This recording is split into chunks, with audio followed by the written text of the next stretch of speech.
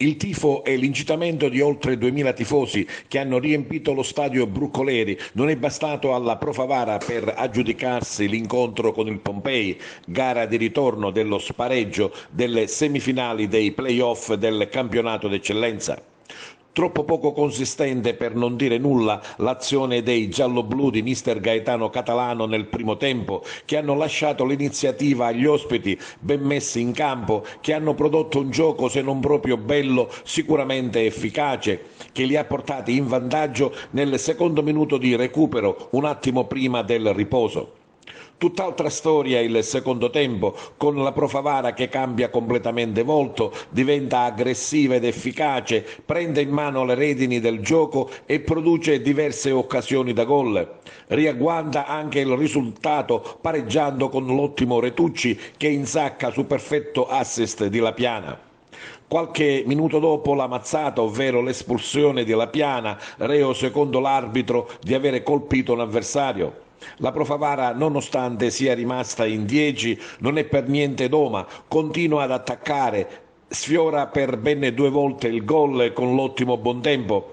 Si vede negato dal sicuramente mediocre direttore di gara, il bolognese Stanzani, un netto rigore per fallo di mano in aria. Tutti in avanti anche nei 5 minuti di recupero, troppo pochi per gli stop che ci sono stati, ma il match termina 1-1 e in virtù dello 0-0 della gara di andata, essendo il regolamento in vigore ancora quello vecchio che considera il gol in trasferta valere il doppio, passa in finale il Pompei. Sfuma così il sogno Serie D per la Pro Favara. Il senso di amarezza prevale in tutti i giocatori, staff tecnico e dirigenza. Eccellenti come sempre i tifosi gialloblu che nonostante l'uscita di scena hanno applaudito i loro beniamini. Ma sentiamo i commenti di fine gara. Siamo molto amareggiati per quello che è il risultato finale, perché c'era tanto entusiasmo, tanta voglia, non solo in città, non solo nel pubblico, i tifosi, ma anche i ragazzi erano convinti di poter fare e dare la possibilità anche a questa città di fare il salto di qualità. Abbiamo lavorato tanto per raggiungere la finale, non ci siamo riusciti. È anche vero che abbiamo incontrato una squadra molto forte, una squadra attrezzata, una squadra esperta, che la prima parte della gara ci ha messo anche un po' in difficoltà, anche se, come è successo all'andata, non aveva creato chissà che cosa, tranne qualche calcio d'angolo, dei traversoni, perché tiri in porta sinceramente neanche me ne ricordo. E poi al 45esimo, 47esimo precisamente, quella beffa del gol inaspettato, perché sicuramente nella sosta, negli spogliatoi avremmo sistemato qualcosa.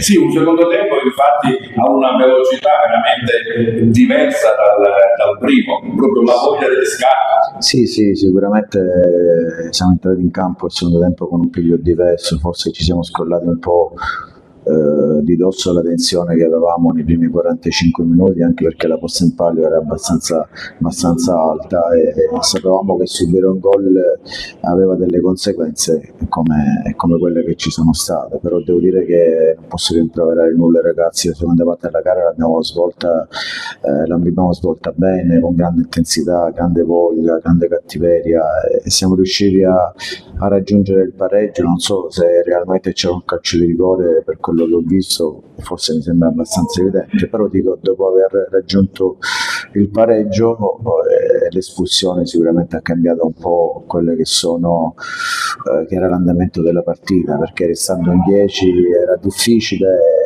Sinceramente non so se l'arbitro cosa ha visto o non ha visto, però anche restando in 10 credo che l'occasione migliore abbiamo avuto noi, soprattutto con un buon tempo.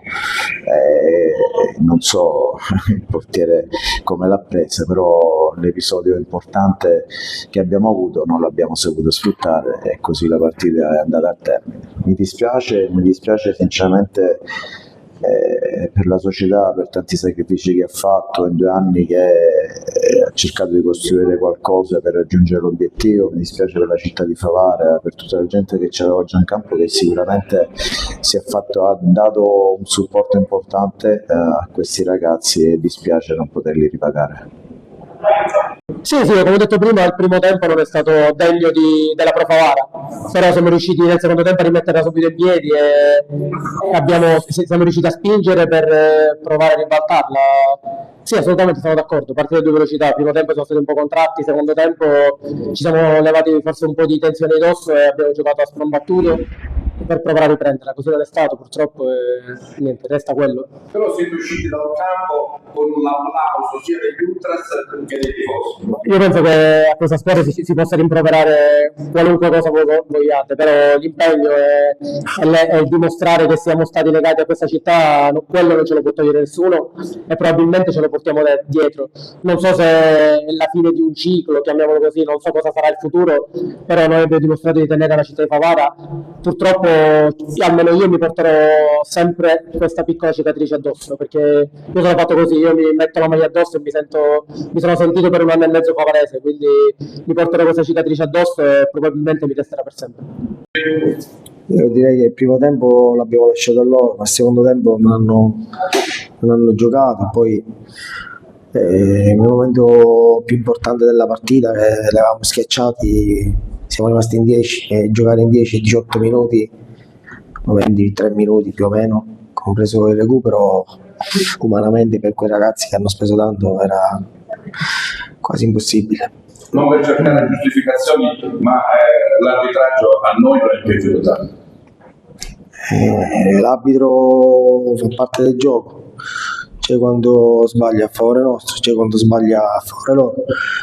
Non è stato usato il buon senso che è stato usato all'andata, quando c'era su Retucci c'è stato quel fallo che meritava l'espulsione, lì l'arbitro non ha voluto decidere la partita e invece qui ci ha pensato due volte a mandare fuori la Piana, che a prescindere ci può stare. C'è sicuramente tanta amarezza, tanta delusione, però l'abbiamo anche vista piangere a fine partita, poi si è ripreso con l'applauso schiacciante del pubblico. Ecco, cosa si sente di dire proprio al pubblico e ai giocatori e alla società? Il suo ruolo è quello importante, diciamo. Io avevo detto che a non andare in D per me era un fallimento per il lavoro che ho fatto negli ultimi 3 anni. Per questo motivo credo che personalmente farò passare un po' di tempo per riflettere, ma come ho detto prima difficilmente rientrerò quest'anno, mi riposerò, non penso che farò più direttore sportivo, almeno per quest'anno. Il sogno è svanito, qua siamo, cerchiamo di pensare avanti, abbiamo fatto una stagione meravigliosa, abbiamo fatto un campionato straordinario, abbiamo trovato una lista che ci ha distaccato di 8 punti, abbiamo fatto i playoff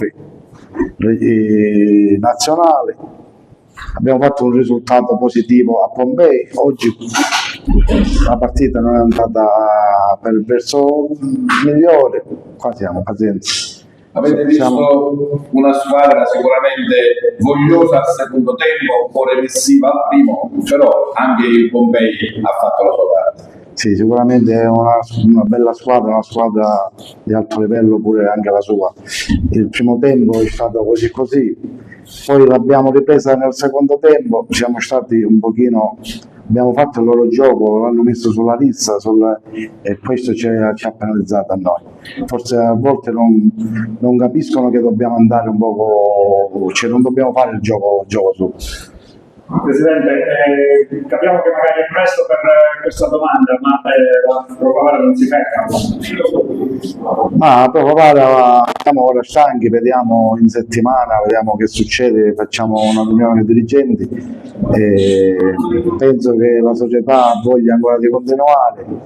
In settimana vedremo quello che succede. Per ora è inutile parlare perché siamo delusi e essendo delusi uno può dire tante altre cose.